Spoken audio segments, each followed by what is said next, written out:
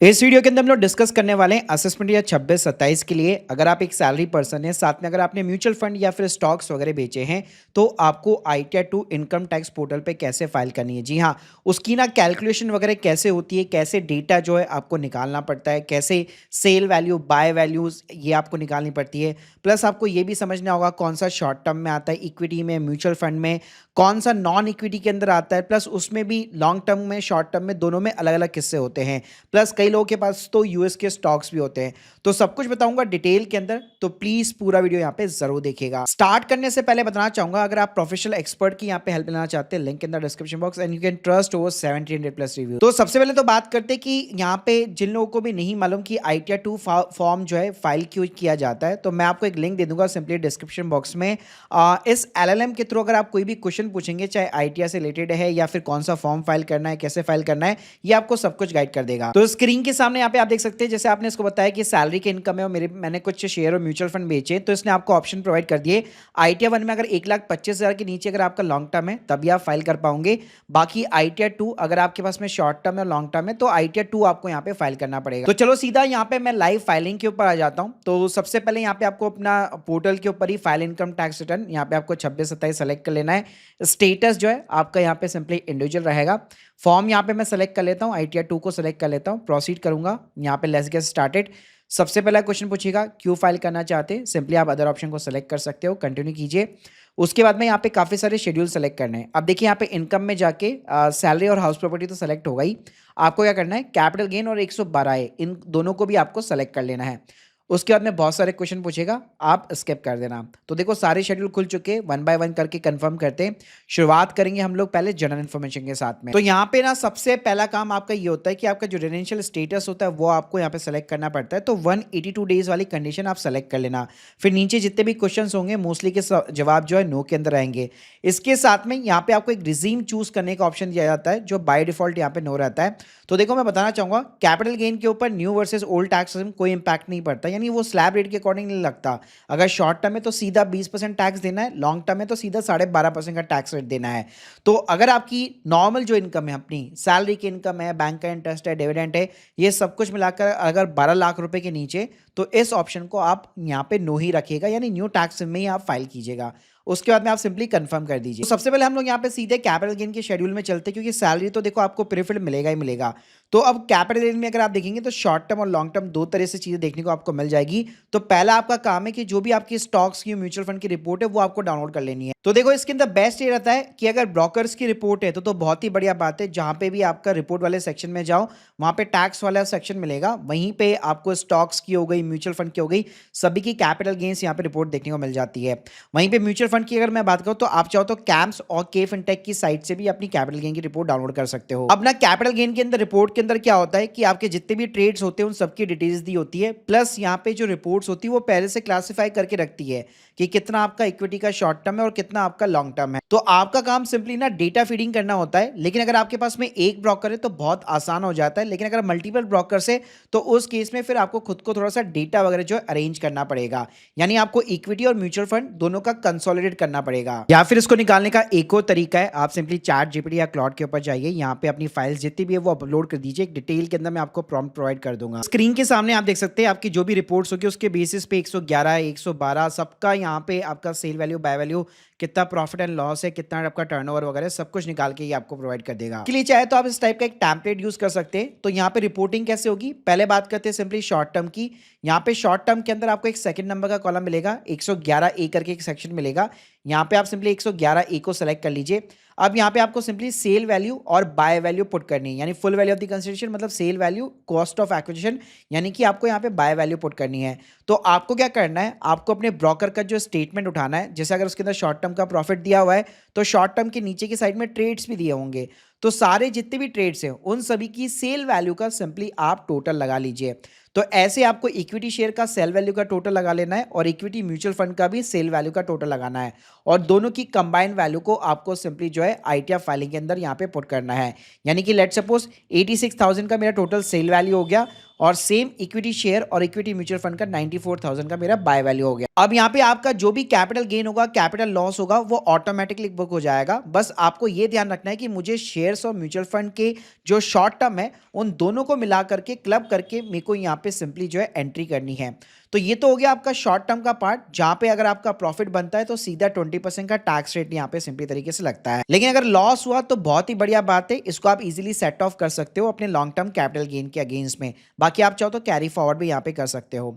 इसके अलावा short term के बाद में हमारी बारी आती है लॉन्ग टर्म कैपिटल गेन की, और यहाँ पे आपको थर्ड नंबर पे कॉलम पे मिलेगा 112A। तो ये शेड्यूल आपको ओपन कर लेना है और इसके अंदर देखेंगे 2 डेट्स मिलेगी आपको। तो देखो, अगर कोई शेयर या म्यूचुअल फंड आपने आफ्टर 31 जनवरी 2018 के बाद में खरीदा था, अब जा करके बेचा, उसके ऊपर प्रॉफिट आपने कमाया, लॉस हुआ है आपको, तो आपको एक एक एंट्री करने की जरूरत यहाँ पे नहीं पड़ने वाली। सेम चीज यहाँ पे भी एप्लीकेबल होगी। जैसे आपकी जो भी रिपोर्ट होगी उसके अंदर long term capital gain profit या लॉस दिया ही होगा और उसके अंदर ट्रेड्स भी दिए होंगे। तो अगेन आपको क्या करना है, जितनी भी सेल वैल्यू है, जितनी भी ट्रेड्स की सेल वैल्यू है, उसका आपको टोटल लगा लेना है। और उसी तरह आपके लॉन्ग टर्म के अंदर भी सेम इक्विटी शेयर का और म्यूचुअल फंड का सेल वैल्यू हो गया और बाय वैल्यू हो गया, दोनों को सिंपली यहाँ पे आपको क्लब कर देना है और जो भी आपका नेट प्रॉफिट या लॉस होगा वो आपको यहाँ पे नोट डाउन कर लेना है। तो अब यहाँ पे भी एंट्री कैसे होगी कि आपके पास में सेल वैल्यू है ऑलरेडी, तो वो सिंपली आप यहाँ पे जो है कॉपी कर लीजिए, और आपके पास में बाय वैल्यू है तो वो सिंपली यहाँ पे आप पुट कर दीजिए। तो आपका जो भी प्रॉफिट एंड लॉस होगा वो यहाँ पे निकल के आ जाएगा। यहाँ पे एक और चीज का ध्यान रखिएगा, सबके अंदर चाहे शॉर्ट टर्म है लॉन्ग टर्म है, एक्सपेंडिचर का एक कॉलम दिया रहता है। तो अगर आपने अलग से कोई ब्रोकरेज वगैरह पे कर रखी है यहाँ पे अपने डीमेट अकाउंट के थ्रू, तो उसको आप यहाँ पे कंसिडर कर सकते हो। लेकिन देखो, अगर काफी पुराना शेयर बिफोर 31 जनवरी 2018 है, तो उस केस में फिर आप कंसोलिडेट बेसिस पे एंट्री नहीं कर पाओगे। अगर शेयर है या म्यूचुअल फंड है, उसकी बकायदा एक एक एंट्री आपको यहाँ पे करनी पड़ेगी। अब ये तो बात हो गई सिंपली तरीके से हमारे इक्विटी बेस यहाँ पे म्यूचुअल फंड्स या हमारे शेयर्स वगैरह की। लेकिन कई बार क्या होता है, हमने यहाँ पे जो है नॉन इक्विटी पार्ट भी बेचा होता है। जैसे अगर मैं शॉर्ट टर्म की बात करूँ बेसिकली, तो यूएस के जो स्टॉक्स होते हैं वो भी नॉन इक्विटी की कैटेगरी के अंदर ही आते हैं। इसके अलावा अगर मान लीजिए सिल्वर ईटीएफ की बात करूं, गोल्ड ईटीएफ की बात करूं, वहां पे भी अगर आपका होल्डिंग पीरियड 1 साल के यहाँ पे नीचे, तो वो भी यहाँ पे शॉर्ट टर्म की कैटेगरी में आएगा। तो वो कभी भी इक्विटी वाले पार्ट में नहीं जाएगा, उसको आपको नॉन इक्विटी वाले पार्ट में डालना पड़ेगा।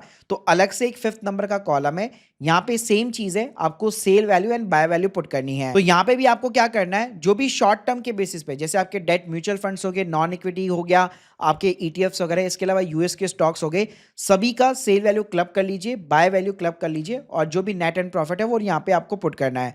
तो यहाँ पे ऊपर वाले कॉलम में आपको पुट नहीं करना, यहाँ पे अनकोटेड शेयर का एक कॉलम दिया हुआ है, तो यहाँ पे सिंपली जो है आपको वैल्यू सिंपली यहाँ पे आपको पुट कर देनी है। तो इस तरह से आपकी इजीली जो है शॉर्ट टर्म और लॉन्ग टर्म की जो है एंट्री हो जाएगी।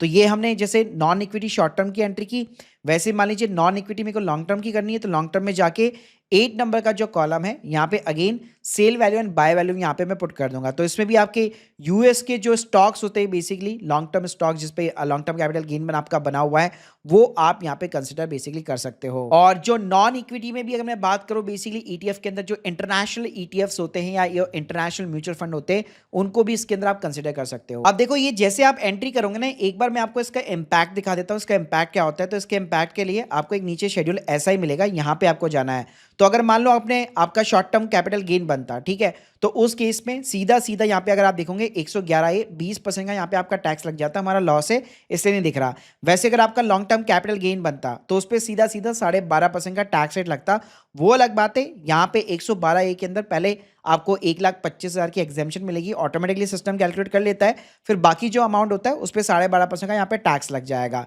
और जो non equity based long term है उस पर फ्लैट 12.5% का टैक्स रेट लगेगा। तो इस चीज का ध्यान रखिएगा। प्लस सेट ऑफ में भी आपको ये नहीं करना कि शॉर्ट टर्म भाई मेरा सेट ऑफ हुआ कि नहीं हुआ, यहाँ पे अगर आप अमाउंट देखेंगे ऑटोमेटिकली ये फिगर्स अपने आप में सेट ऑफ होके ही आते हैं। प्लस एक चीज और ध्यान रखनी है, यहाँ पे आपका जो भी शॉर्ट टर्म है लॉन्ग टर्म है, उसको आपको नीचे की साइड में क्वार्टरली बेस पे यहाँ पे डिवाइड करना है। जैसे अगर शॉर्ट टर्म है तो 20% वाले कॉलम में जाएगा, लॉन्ग टर्म है तो सिंपली 12.5% वाले कॉलम में जाएगा। अब जैसे आपने कैपिटल गेन की एंट्री कर दी, उसके बाद में अगर आप शेड्यूल सैलरी के कॉलम वाले के अंदर जाएंगे, आपका फॉर्म 16 है, टीडीएस कटा हुआ है, तो ये पूरा डेटा प्रीफिल्ड मिलेगा, वरना आप मैनुअली डिटेल्स पुट कर सकते हो और यहाँ पे सिंपली आप अपनी बेसिक सैलरी को डाल सकते हो। और यहाँ पे न्यू टैक्स में सिर्फ 75,000 रुपए की डिडक्शन मिलेगी। अलाउंस में एचआरए एलटी ऐसा कुछ भी नहीं देखने को नहीं मिलेगा। और होम लोन को भी यहाँ पे भरने का तभी फायदा है जब आपकी प्रॉपर्टी लेट आउट हो हाउस प्रॉपर्टी के अंदर। बाकी सेल्फ ऑक्यूपाइड प्रॉपर्टी पे होम लोन का बेनिफिट न्यू टैक्स में देखने को नहीं मिलता। तो अगर लेट आउट है तो अपने 12 महीने का रेंट डालिए और नीचे की साइड में आप यहाँ पे अपने इंटरेस्ट की डिडक्शन, बैंक की डिटेल्स वगैरह, कहाँ से लोन वगैरह लिया है वो देख करके आप यहाँ पे क्लेम कर सकते हो। बाकी यहाँ पे शेड्यूल अदर सोर्सेज देखने को मिलेगा। तो जैसे आपका जो डिविडेंड का इनकम होता है, बैंक का इंटरेस्ट होता है, ये पूरा डेटा आपको प्रीफिल मिलता है अपने एआईएस से। तो आपको बस केवल रिव्यू करना और कंफर्म करना। फिर सीधा हम लोग चले जाएंगे यहाँ पे चैप्टर 6A के अंदर, जहाँ पे कोई भी डिडक्शन देखने को नहीं मिलेगी। लेकिन अगर आप एक गवर्नमेंट जॉब करते हैं तो यहाँ पे ATCCD सबसेक्शन 2 के अंदर अगर एनपीएस कॉन्ट्रीब्यूशन है तो वो देखने को आपको मिल जाएगा। तो यहाँ पे भी आप सिंपली कंफर्म कर दीजिए। फिर यहाँ पे कंप्यूटेशन ऑफ टोटल इनकम में जो भी आपने इनकम डाली है उसका एक प्रीव्यू दिखाएगा। टैक्स पेड वाले कॉलम के अंदर जहां से भी आपका टीडीएस यहाँ पे कटा हुआ है सारी एंट्रीज दिखाएगा। और लास्ट कॉलम के अंदर आपका जो भी पूरा टैक्स का कैलकुलेशन है, कितना मेरा इनकम टैक्स बन रहा है, उसकी पूरी कैलकुलेशन दिखाएगा। तो अगर टीडीएस वगैरह कुछ कटा हुआ है तो वो सेट ऑफ हो जाएगा और बाकी का अमाउंट जो है आपको अपनी जेब से यहाँ पे करना रहेगा। और अगर कोई टैक्स लायबिलिटी नहीं बन रही है, टीडीएस कटा हुआ है, तो अल्टीमेटली आपको वो अमाउंट जो है रिफंड मिल जाएगा। और लास्ट में अगर सब कुछ करेक्ट है तो अपना प्लेस डालो, सीधा प्रोसीड टू वैलिडेशन करो और ओटीपी डाल के आप आईटीआर को सबमिट कर पाओगे। Guys hope you like this video, please subscribe channel. बाकी आप लोग के जितने भी डाउट्स है आप मुझे कमेंट बॉक्स में बता सकते हो और सर्विस लेना चाहते हैं link in the description box और सारे सपोर्टेड लिंक मैंने ऑलरेडी दिए हुए हैं। Thank you guys, thank you very much.